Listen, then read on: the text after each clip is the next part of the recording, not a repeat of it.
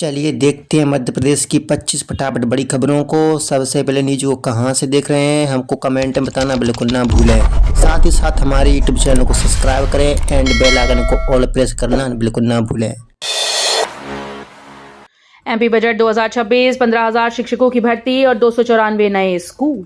मध्य प्रदेश में वित्त वर्ष 2026-27 का बजट पेश किया गया। वित्त मंत्री डॉक्टर मोहन यादव ने शिक्षा विभाग को लेकर कई बड़ी घोषणाएं की।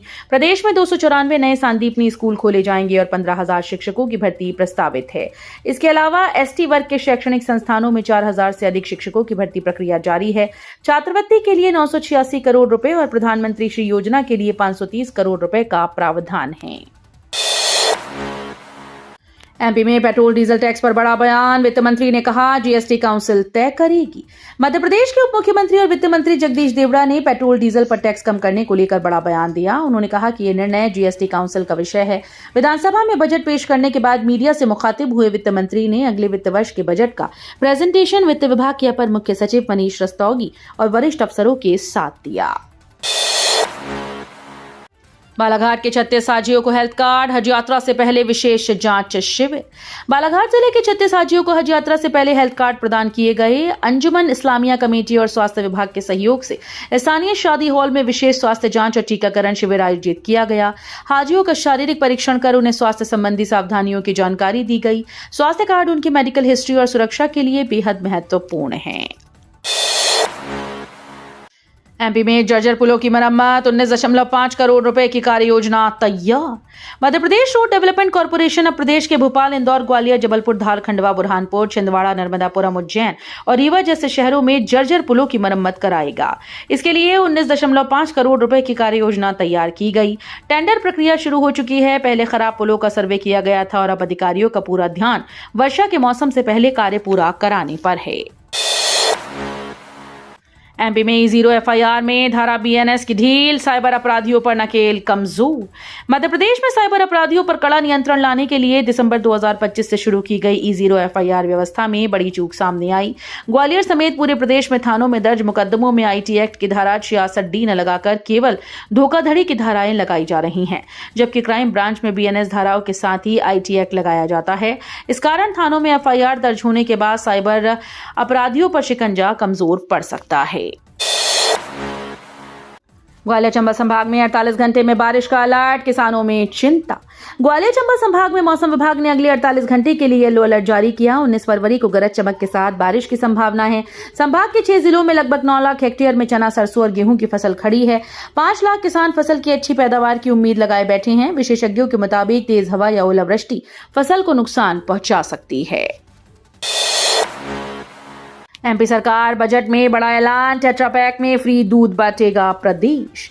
मध्य प्रदेश विधानसभा में वित्तीय वर्ष 2026-27 का बजट पेश किया गया। राज्य के उप मुख्यमंत्री और वित्त मंत्री जगदीश देवड़ा ने कुल 4,38,317 करोड़ रुपए का बजट पेश किया। बजट भाषण में महिलाओं, बच्चों और युवाओं के लिए कई घोषणाएं की गईं।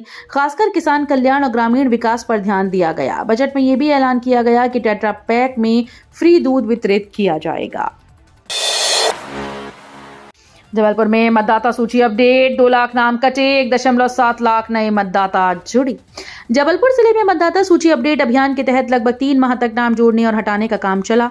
करीब 2100 बीएलओ ने 8 विधानसभा क्षेत्रों के 19,25,472 मतदाताओं के घरों का दौरा किया।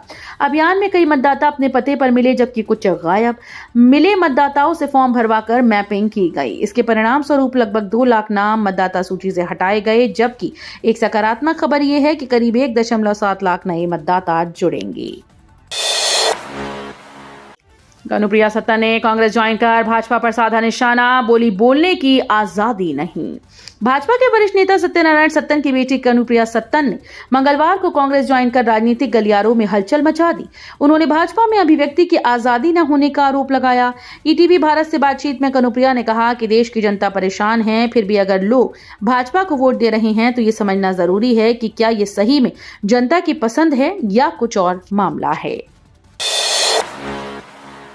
ग्वालियर के कुलैत में राज्य स्तरीय किसान सम्मेलन, सीएम मोहन यादव ने 88 करोड़ के कार्यों का किया लोकार्पण। ग्वालियर जिले के ग्राम कुलैत में राज्य स्तरीय विशाल किसान सम्मेलन का आयोजन किया गया। मुख्यमंत्री डॉक्टर मोहन यादव ने कृषक कल्याण वर्ष के तहत कार्यक्रम का शुभारंभ किया। इस अवसर पर उन्होंने 87 करोड़ 86 लाख रुपए की लागत से 41 विकास कार्यों का भूमि पूजन और लोकार्पण किया। सम्मेलन में विधानसभा अध्यक्ष नरेंद्र सिंह तोमर और सांसद भारत सिंह कुशवाहा समेत कई जनप्रतिनिधि मौजूद रहे। एमपी बजट पर कमलनाथ की तीखी प्रतिक्रिया, बोले विश्वासघात वाला बजट।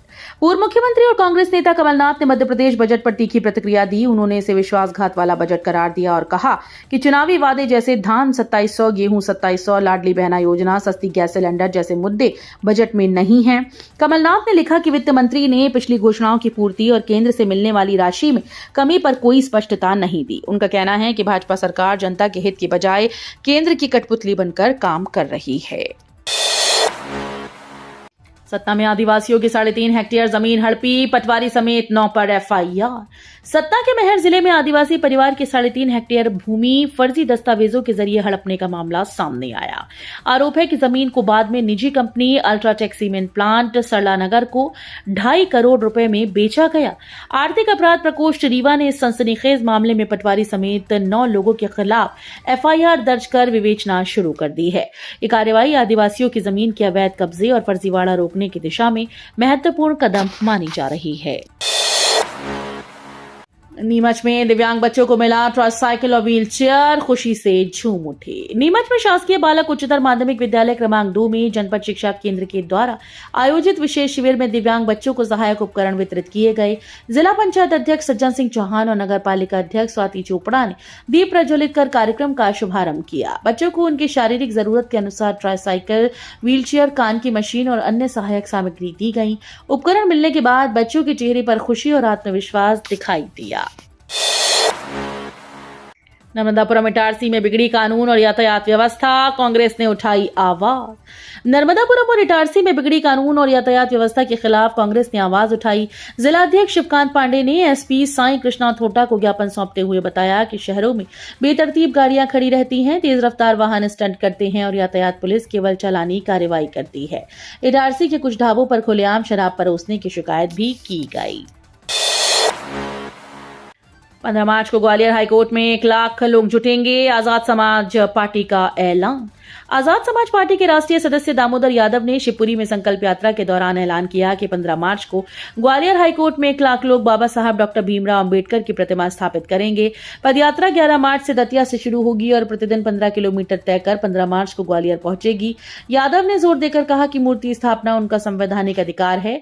जनसभा में उन्होंने पंडित धीरेन्द्र कृष्ण शास्त्री और प्रदीप मिश्रा पर भी तीखा निशाना साधा।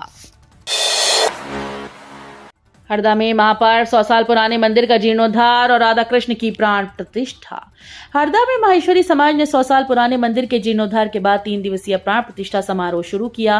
पहले दिन भव्य शोभा यात्रा निकाली गई, जिसमें राधा कृष्ण की प्रतिमाओं को आंखों पर पट्टी बांधकर नगर भ्रमण कराया गया। महिलाएं कलश लेकर चल रही थी और पुरुष भजन गा रहे थे। यह आयोजन ज्योतिषी पंडित मुरलीधर व्यास के मार्गदर्शन में हुआ। तीसरे दिन 20 फरवरी को सुबह राधा कृष्ण की प्रतिमाओं की प्राण प्रतिष्ठा होगी। उसके बाद पूर्णाहुति, महाआरती और प्रसादी वितरण किया जाएगा। एमपी में कर्मचारियों के समयमान वेतनमान पर बड़ा फैसला, मंत्री ने दिए सख्त निर्देश। मध्य प्रदेश में कर्मचारियों के समयमान और वेतनमान पर बड़ा फैसला लिया गया। एरियर का भुगतान सर्वोच्च प्राथमिकता पर रखा जाएगा। श्रम कल्याण मंडल की 64वीं बैठक में श्रम मंत्री प्रहलाद पटेल ने सख्त निर्देश दिए कि सभी लंबित प्रकरणों की सूची बनाकर त्वरित कार्रवाई की जाए। उन्होंने कहा कि देरी से कार्यकुशलता प्रभावित होती है। मंत्री ने अधिकारियों से कहा कि कर्मचारियों और श्रमिकों का मनोबल बनाए रखना शासन की जिम्मेदारी है। इंदौर में सेहत का रात 20 लाख लोगों को जागरूक करेगा। इंदौर में एनीमिया जैसी गंभीर स्वास्थ्य स्थिति के प्रति जन चेतना बढ़ाने के लिए 12 दिवसीय जागरूकता रथ अभियान शुरू हो गया। यह अभियान 1 मार्च तक चलेगा और महानगर के विभिन्न वार्ड और आसपास के ग्रामीण इलाकों में लगभग 20 लाख लोगों तक पहुंचने का लक्ष्य रखता है। अभियान का उद्देश्य लोगों को एनीमिया के लक्षण, कारण और उससे बचाव के उपायों के बारे में शिक्षित करना है। गौशाला विवाद का मामला अब इंदौर हाईकोर्ट बेंच में सुना जाएगा। हाईकोर्ट के मुख्य न्यायाधीश संजीव सचदेवा और न्यायमूर्ति विनय सराफ की युगल पीठ ने धार स्थित बहुचर्चित गौशाला विवाद का मामला इंदौर बेंच को भेज दिया। कोर्ट ने स्पष्ट किया कि स्ट्रक्चर इंदौर बेंच के क्षेत्राधिकार में आता है। सभी रिकॉर्ड और दस्तावेज इंदौर बेंच को भेजे जाएंगे। एएसआई की सीलबंद रिपोर्ट की प्रति सभी पक्षों को देने का निर्णय भी इंदौर बेंच करेगी। एमपी बजट 2026 रजिस्ट्री शुल्क और स्टैंप ड्यूटी भी सरकार भरेगी। मध्य प्रदेश में वित्तीय वर्ष 2026-27 का बजट पेश किया गया। उप मुख्यमंत्री और वित्त मंत्री जगदीश देवड़ा ने 4,38,317 करोड़ रुपए का बजट विधानसभा में प्रस्तुत किया। राज्य अब रोलिंग बजट प्रस्तुत करने वाला देश का पहला राज्य बन गया है। इस बार बजट में कोई नया कर नहीं लगाया गया। मुख्यमंत्री डॉक्टर मोहन यादव ने इसे समृद्ध और संपन्न मध्य प्रदेश का सपना पूरा करने वाला बताया। पन्ना में पहली बार होगी संयुक्त हीरा नीलामी, 3 साल बाद चमकेगा कारोबार। पन्ना में पहली बार मझगवा हीरा परियोजना और उतली खदानों के हीरों की संयुक्त नीलामी होगी। ये बहुप्रतीक्षित नीलामी 15 से 30 मार्च के बीच नवनिर्मित हीरा कार्यालय परिसर में आयोजित की जाएगी। राष्ट्रीय खनिज विकास निगम की हीरा खदान देश की एकमात्र मशीनीकृत हीरा खदान है जिसमें अत्याधुनिक अयस्क प्रसंस्करण संयंत्र हैं। नीलामी के लिए कार्यालय हॉल को एसी सहित सभी व्यवस्थाओं के साथ तैयार किया जा रहा है। आईडीए प्लॉट धारकों के लिए बड़ी राहत, नामांतरण और एनओसी अब ऑनलाइन। आईडीए प्लॉट धारकों के लिए बड़ी राहत है। अब नामांतरण और एनओसी के लिए ऑफिस के चक्कर लगाने की जरूरत नहीं। आईडीए ने अपनी सारी सेवाओं को ऑनलाइन करने की तैयारी शुरू कर दी। 1 जनवरी से लीज नवीनीकरण कार्य पहले ही ऑनलाइन हो चुका है और 1 महीने में लगभग 90 मामले सुलझाए गए। इससे लोगों को सुविधा मिली और शिकायतें कम हुई। एमपी को सेंट्रल ग्रिड से अब मिलेगा पूरा बिजली का हिस्सा।